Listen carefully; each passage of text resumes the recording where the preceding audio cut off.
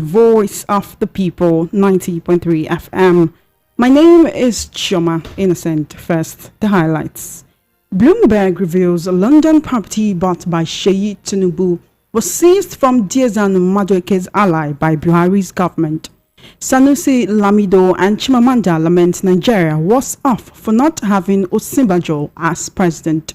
Police headquarters reveal fleeing Adamawa wreck is in custody, and the President Buhari reappoints Dabiri Erewa as NIGCOM chairman. On the foreign scene, Portugal confiscates 4.2 tons of cocaine hidden in bananas. Details now.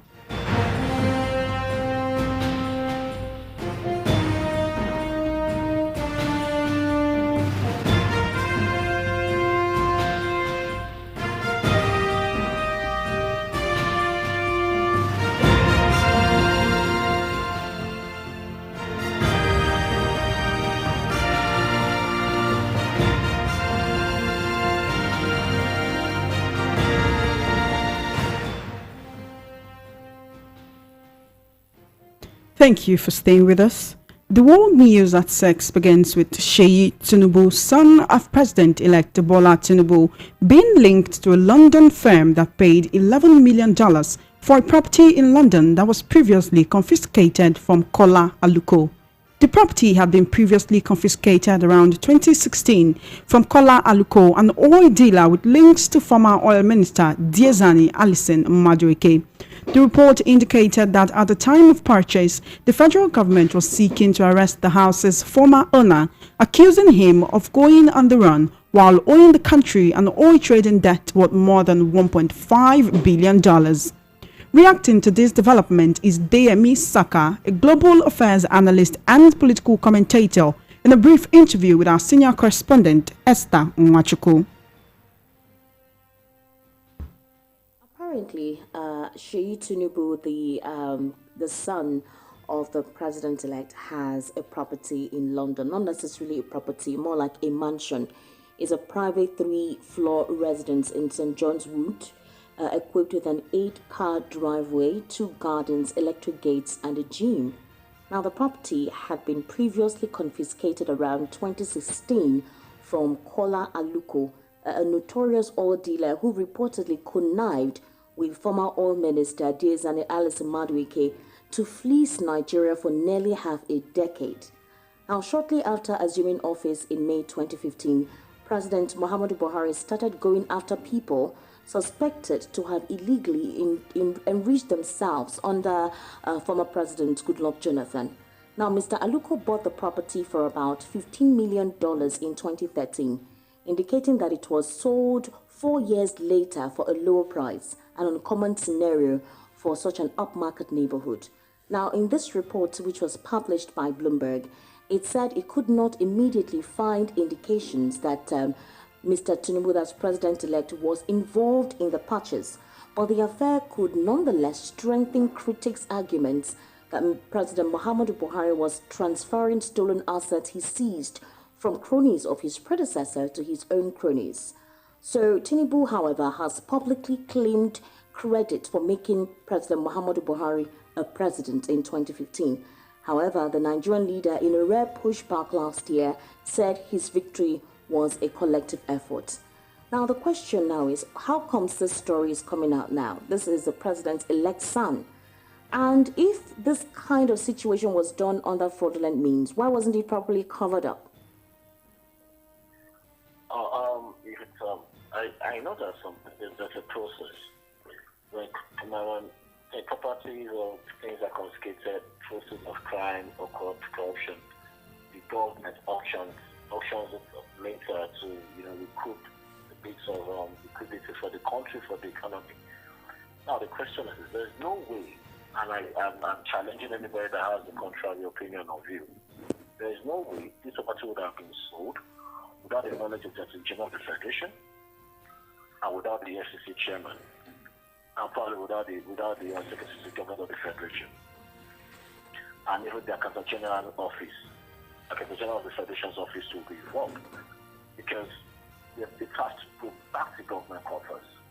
So that means this auction wasn't, and you cannot just sell such things privately. You have to put up a notice of bid the notice of tender for people to come bid for it. If there was no such tender, the system in which it was sold is corrupt or was corrupt, it was a corrupt deal, and must be looked into. Now, property is one thing. Everybody tell you that property is a sector that, except when we had the global economic boom or crisis, property is always set to be on the increase on a yearly basis, and on the rate of like either 2.5 to 10%, depending on the location and area and whatnot. So how come a property that was bought at 2013 to $15 million is now being sold in 20? Whenever I think we need to be careful and get it when it was sold. It was sold this year or last year. I can't imagine the property that was $15 million in 2013 will be worth $11 million in 2020 something. That is corruption at peak. Now, there's another thing in the news I think that said it was paid for in cash. We need to question was it true? That is money laundering. Apart from money laundering, we have to even look at it. This is coming from illegal exploration of our resources. So it couldn't be traceable because that money can be bankable and wasn't bankable. Was it a proceed of tourism or was it to finance tourism? These are things we should look at. And for me, there's this popular perception opinion flying around that, well, there are some people, quote unquote, the cabal doesn't want to hand over to the president-elect. This is just demarketing the administration before getting into office. And I've shared this opinion and sentiment with people that if you're complaining about the cabal of administration, wait for when you say what's of cabal in Tinubu's administration. This is an instance of what the cabal will do. Now, personal corrupt enrichment. all right, so here is more details into the report said that the London property now linked to Sheyi Tinubu was previously purchased as part of about $2 billion Mr. Aluko stole in Nigerian funds, largely through shady oil deals. Now, Mr. Aluko, who is 53 years, and Alison Madueke, who is 62, have severally been on the run since 2015. There have also been some of their ill-gotten loot, which has been, previously located by authorities in the United States and Europe. However, Bloomberg tried to get across to Sheyi Tinubu, but he did not return a request seeking comments about the London property. Now, also, aides to the president-elect also declined comments on Tuesday morning. Also, Mr. Buhari's spokespersons declined comment as well. Now, you recall that during the campaign, the opposition political parties, in persons of the Labour Party, PDP, said that Mr. Tinubu, who was dogged by evidence of public corruption, drug dealing and money laundering, has continued to maintain his innocence, ascribing all reports of wrongdoing to his political detractors. No, sorry to person, Tinubu has never denied any wrongdoing. Let's put it out there. It is people around him that are coming up with excuses or reasons. Tinubu as a person has never for once come out to own up or deny any of these allegations. Let's put it on record. So it is possible that these were one of the deals that were obtained at the time? Well, for me, I don't. You see, it's sad that a government administration that has not even gotten into office has been cast or painted with a brush of legitimacy.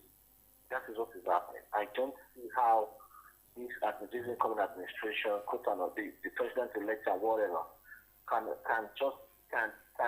anything on behalf of Nigeria. It cannot get the causes on behalf of Nigeria. It can't get calculation for Nigeria because the argument is it's just going to be for corrupt enrichment at the end of the day. Yeah, so it's everything bad, and I expect Nigerians have made a choice. And I just pray Nigerians live with the choice and they don't get crowned with the choice they made.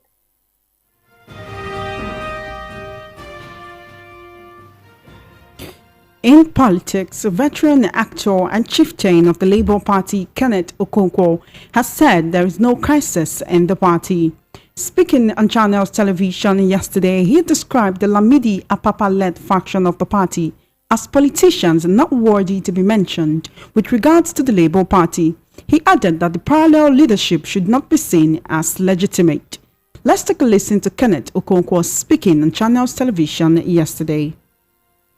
Here to talk about the Labour Party, and we don't have time. We will have time for that, and we will clear the air, because there is nothing you can say about a useless tape that has no author. That tape has no author, so it is useless, and it's not worth saying anything about it.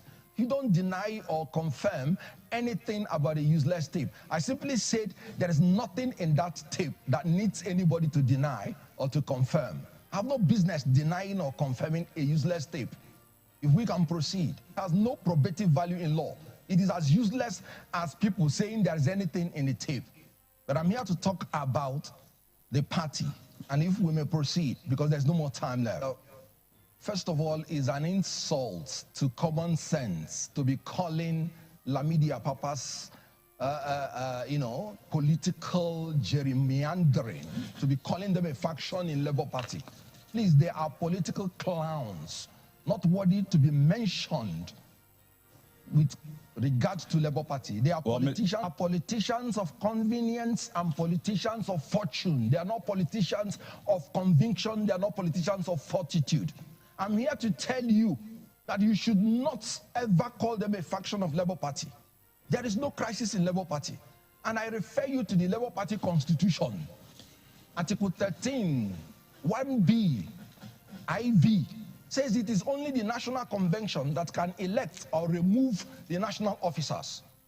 And then Article 13, 2B, XVI and XVII, he said it is only the NEC that can replace the vacancy in any national office, and it is only the NEC that can discipline any national officer.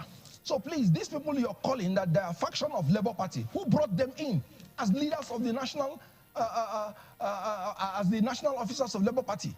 Please, they are not in any way any Labour Party national officers.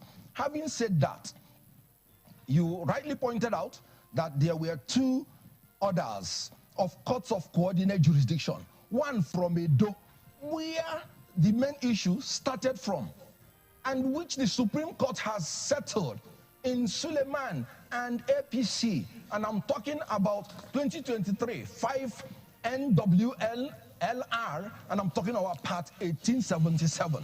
The Supreme Court made it clear that it is only the court from where the cause of action arose that has jurisdiction to talk about any issue. And that court is located in Edo State.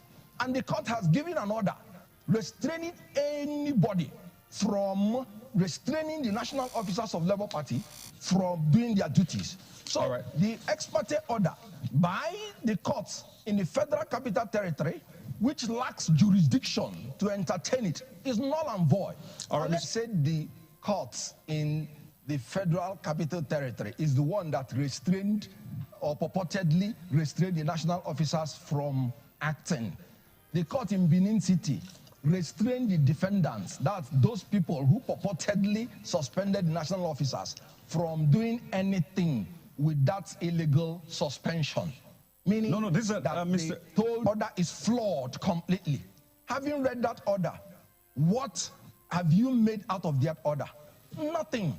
The order is flawed. First of all, are you describing the order of a court as flawed? That's the order of a court. Oh yes, you have the right to criticize the ruling of a court. That ruling ought not to have been in the first place. By the law says it clearly. You cannot use ex parte order. You cannot use it to affect the interest of an adverse party that you have not heard from. What that order did, ex parte order is meant to be a shield to protect a claimant from irreparable damage that will occur to him before the other party is heard. You cannot use ex parte motion and ex parte order to affect the interest of another party that you have not heard from. That is against the Constitution, Section 36, Section 1, and Section 36, subsection 5. You cannot affect the rights of any Nigerian without first of all hearing from him. That is against natural justice, equity, and good conscience. Right, Mr. Bure and Labour Party is a law-abiding party, despite the fact that that order is completely flawed because it is an abuse of ex parte order. So the Labour Party, Abure, is restrained. He's not doing anything now. Pending the determination, the court is going to rule on jurisdiction. But you use the ex parte order to restrain people from doing damage to your rights. That is what Julius Abure did in the Bindi High Court that has jurisdiction over it. But the Abuja High Court, they used ex parte order to behead a human being in Nigeria. A political party is a human being recognized by law. This comes after the Labour Party presidential candidate Peter Obi, in a televised interview, denied that he was never arrested or detained, nor did he commit any offence. He, however, disclosed that what transpired at the Heathrow airport was just a normal routine check that is required of UK immigration. Let's take a listen to him speaking on this experience.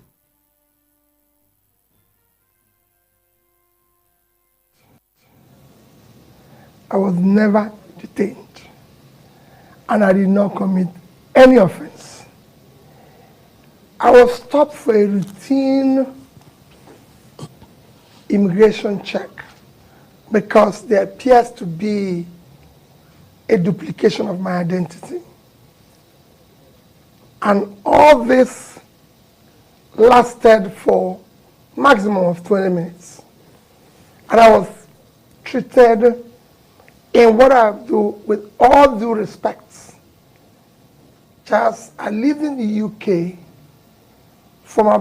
in the 90s, say from 1993 until 2005. I remember meeting you in London, actually, in that period. Yes. Charles, not just that I lived there.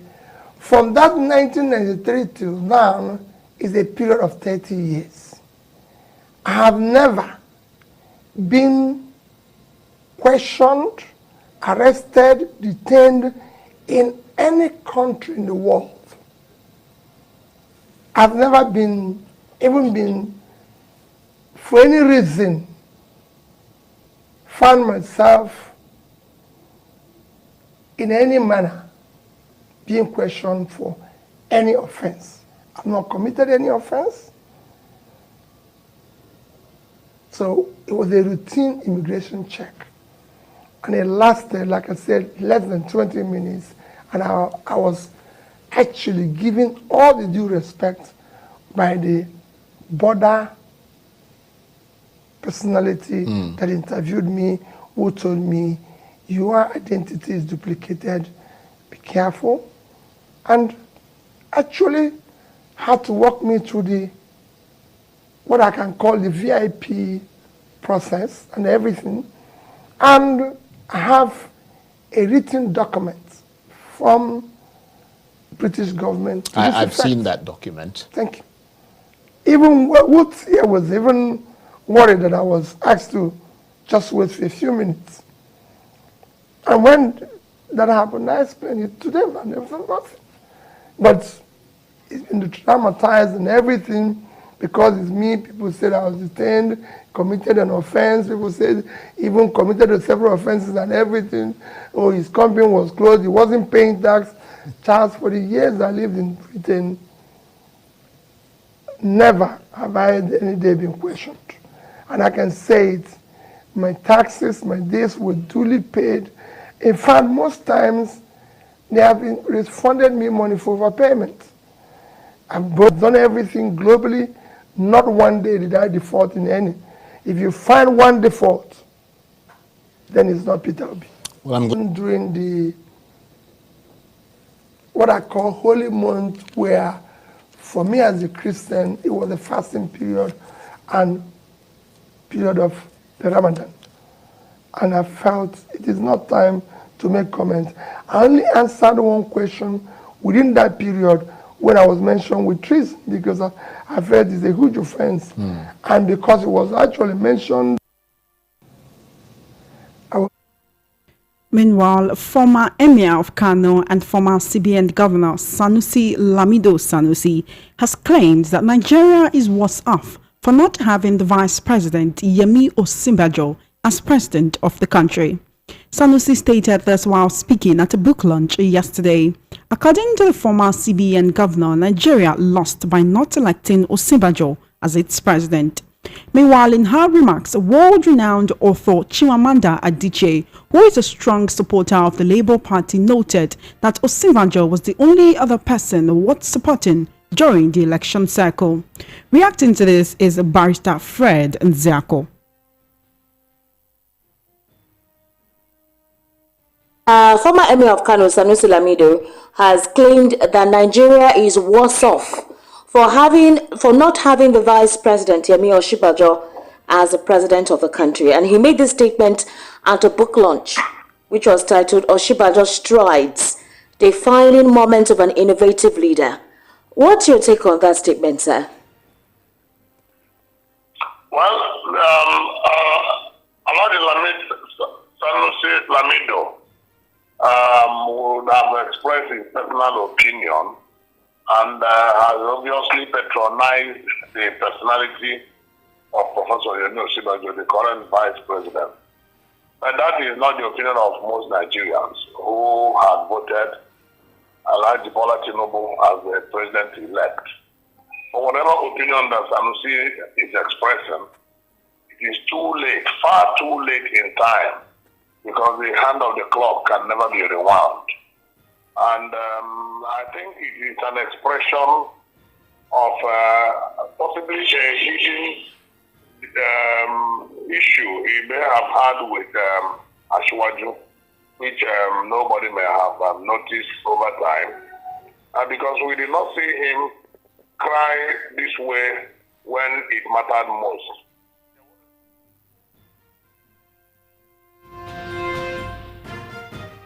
Now, on the foreign scene, Portugal has seized 4.2 tons of cocaine packed among bananas on a cargo ship destined for several European countries, according to reports from law enforcement officials. The cocaine entered Portuguese territory on board an Italian-flagged ship in the port of Setúbal. The highly pure cocaine has an estimated value of more than 100 million euros, according to Victor Ananias, a coordinator for the Portuguese Judicial Police. The operation, which resulted from international cooperation with Colombia and several European countries, has so far led to no arrest. And that's it on the world news at 6. Just before we wrap up, let's take a look at the headlines again. Bloomberg reveals a London property bought by Sheyi Tinubu was seized from Diezanu Madueke's ally by Buhari's government. Sanusi Lamido and Chimamanda lament Nigeria was off for not having Osinbajo as president. And on the foreign scene, Portugal confiscates 4.2 tons of cocaine hidden in bananas.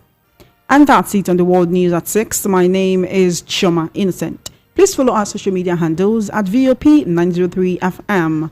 For coverage of your live event and brand news mentions on our news bulletins, do send the mail to news@voiceofthepeople.ng. Good evening and thank you for listening.